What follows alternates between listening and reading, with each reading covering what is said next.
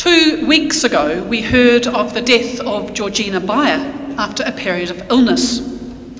Now, for those of you that don't know or from overseas, Georgina Beyer was the first elected transgender mayor in New Zealand and the first openly transgender member of parliament in the world.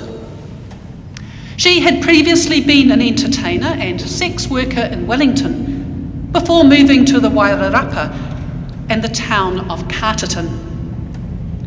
In a documentary that aired this week on Māori television, the current mayor of Carterton, Ron Marks, talked about how a small, somewhat conservative town elected a Māori woman, transgender, Georgina, first as mayor and then elected as Member of Parliament for Wairarapa. And he said, and I quote him, "The town saw her, respected her, and elected her." They saw her, a sharp mind, a hard worker. They saw past the prejudices. Georgina pushed people past their prejudices so that they could become who they were authentically meant to be. That dramatic reading this morning. A gospel quite long, but so full of encounters, words, imagery. It continues our journey of John's gospel, which is all about signs, pointing to Jesus.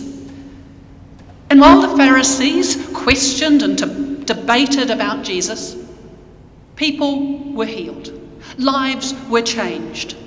Their scepticism was based on jealousy of Jesus' popularity, not on sufficient evidence. Many were unsure about their encounters with Jesus. Writer and priest Richard Rohr once wrote that Jesus came to change our minds about God. And so today's gospel invites us to be open, invites us to see newer and even deeper encounters with God through Christ. Those who gathered around the unnamed man whose sight was restored were being open to new encounters only when they were willing to loosen their grip on dominant ideas they had about God, about faith, about healing. When we learn to look, we can see everything under a divine horizon. And just as light makes it possible for us to see, the Spirit of truth is the light of love. We've seen throughout our gospel stories that is the beginning of hope. The light of love leads us to a greater acceptance and appreciation of how things are. And once we've really seen, then we can't unsee. Once we acknowledge the brokenness of the world, then we are propelled into action. We begin to see people who have been made invisible. We see those who have been shoved to the side, those who have been exploited. Doing nothing is no longer an option. Now, one of the most powerful images I hold of Georgina Beyer's life is when she was on the steps of Parliament, when she moved down towards the crowd who had marched along with Brian Tamaki with the cry, "Enough is enough."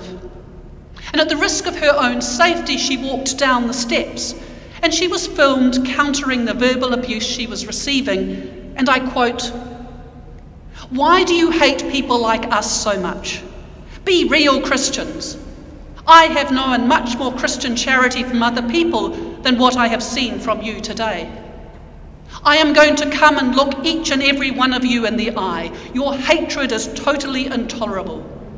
How dare you use the cloak of Christianity when you are imparting to your children prejudice, discrimination towards people like me, gays and lesbians, and other people who live differently but abide by the law."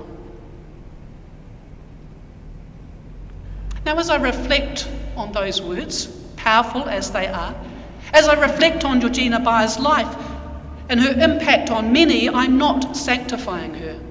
For like all of us, she was not perfect.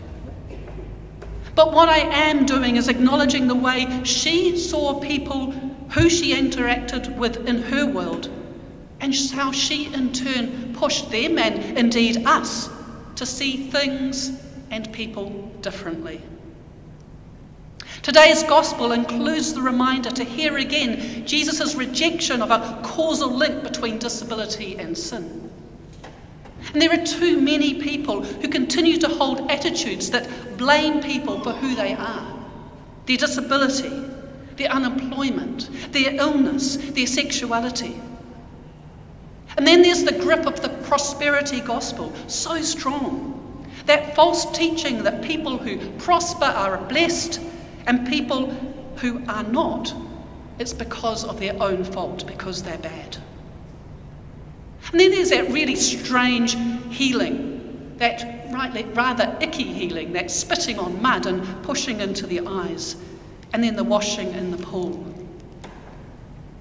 But for all the action, it is an act of compassion. As the man's eyes are opened, the writer of John's Gospel is opening our eyes to a wider perspective. Jesus is not just a healer. Jesus is the light for the world in its darkness. Night and day, darkness and light often make a difference to how we feel about things and the world. And yes, there are some people who are physically blind, others who have mottled sight with light. But there are many more of us who have emotional or spiritual blindness. And as we hear this gospel account today, we're all invited to see with our eyes, with all that troubles us, our wounds, our brokenness. And Jesus' response is that the blindness was an opportunity for the works of God to be manifest.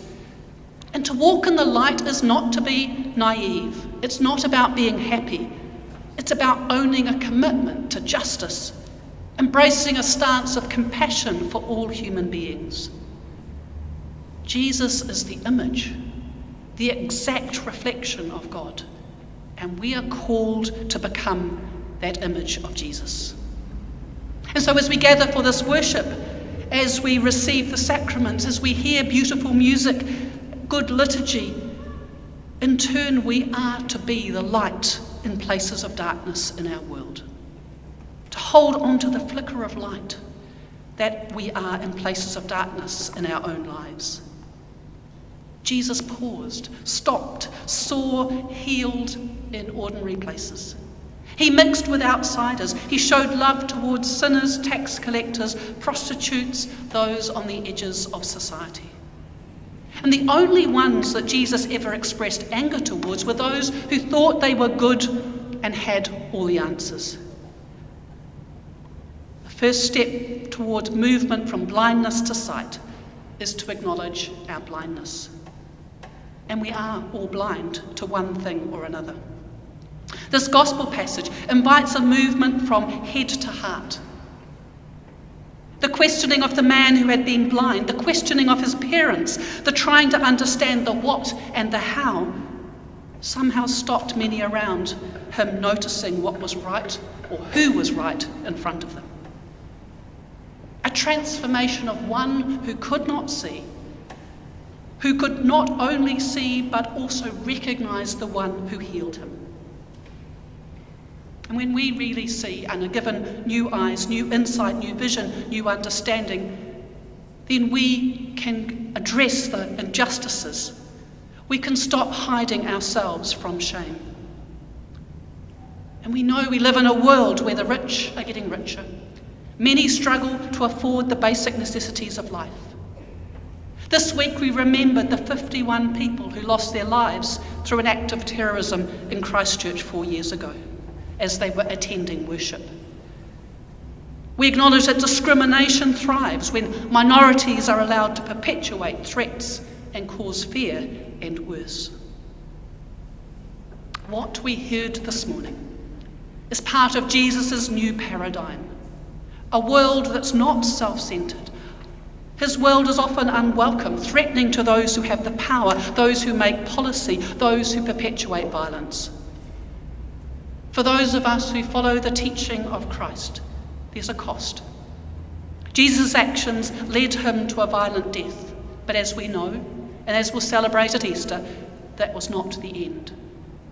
So as we continue this Lenten journey, as we move closer to that journey to the cross, let us think again about what we pass by, what we need to stop and see. And as we'll sing shortly in our offertory hymn, the words, longing for light, we wait in darkness. Longing for truth, we turn to you. Make us your own, your holy people, light for the world to see.